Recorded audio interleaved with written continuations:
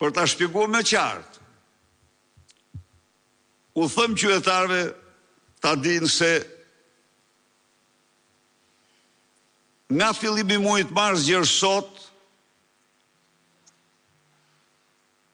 për procesin e integrimit të Shqipërisë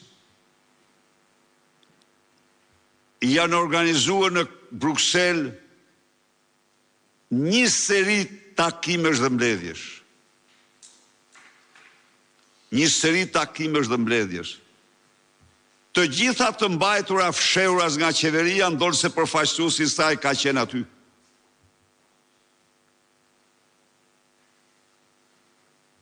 Të gjitha të mbajtura fshehur ndaj opozitës, të mbajtura fshehur ndaj qytetarëve. Në të gjitha, pa përjashtim, është debatuar gjithësisht për shkarjen e rënd mbrapa, për aferën Balluku, Akshi dhe afera të tjera. Kjo është e vërteta. Në të gjitha këto takime, nuk është arritur ujdia apo konsensusi që të kaloj raporti i barë. Një raport i ndërmjem, jo përfundimtar, largës qeni përfundimtar, por një raport i ndërmjem i vlerësimit të atyre që quhen themelore në proces. Jo, po këto nuk mund të thuhen shqiptarve. Nuk mund të thuhen, u mbahen sekret. Pa çka se ka të bëjë direkt me ta. Shqiptarve nuk u thuhet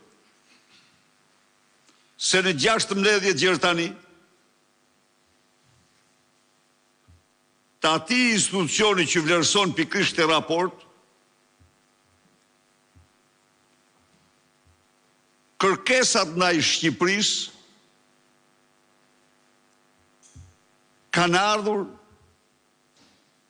në rritje dhe nuk është votuar, nuk është rënë dakord të votohet. Raporti që u votua për Malin e Zi që në fillim të marsit, të dyja ishit në të njëjtën mbledhje. Shqiptarëve u fshihet nga qeveria dhe lobistët e saj të korruptuar. Fakti se vendet anëtare kundërshtuese të votimit të raportit erdhën gjithnjë duke u shtuar. Shqiptarëve ju fshihet fakti se që përbën një zhvillim pozitiv për mua, presidenca ndryshoi raportin dhe kërkesat, pikrisht për të përshtatur me kërkesat që paraqiten vendet anëtare ndaj Shqipërisë. Po, u ndryshua raporti, këto u fshihen nga Edi Rama dhe lobistët korruptiv të tij. Shqiptarëve u fshihet fakti se sot me kalendar ishte e përcaktuar konferenca ndërqeveritare, e cila nuk u mbajt. Nuk u mbajt. Dhe shqetësimi i lobistëve të korruptuar nuk është se shqiptarët nuk dinë asgjë për këto, por përkundrazi se nuk duhet të dinë për këto, sepse do të sulmojnë Edi Ramën.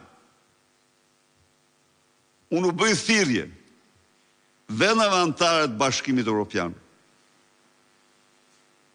I bëj thirrje Komisionit Evropian dhe Presidencës.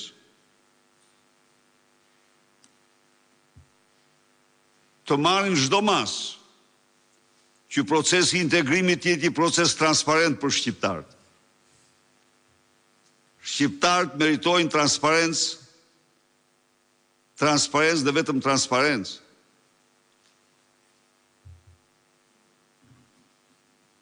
Për hir të vërtetës që ta dinë shqiptarët, qeveritë përreth e Maqedonisë apo e Greqisë publikojnë, e Serbisë, publikojnë, fill mrapa, të gjitha zhvillimet që ndodhin në Bruksel për vendet e tyre, nuk i fshehin.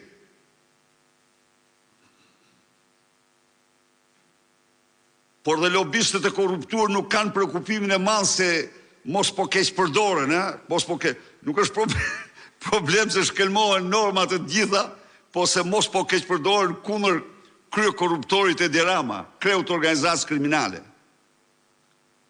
Ne jemi këtu për transparencë. Ne si opozitë qëndrojmë të palkundur, absolutisht, në objektivin tonë në integrim në Shqipërisë Bashkimin Evropian.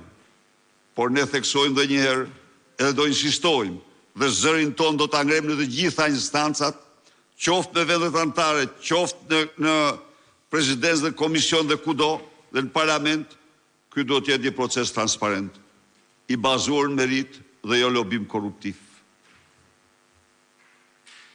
I bazuar në merit. Nuk meritojnë shqiptarët këte. Shqiptarët edhe unë i bëj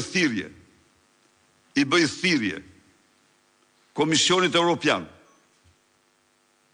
të vendosë si kusht bashkëpunimin e Shqipërisë me prokurorinë publike europiane.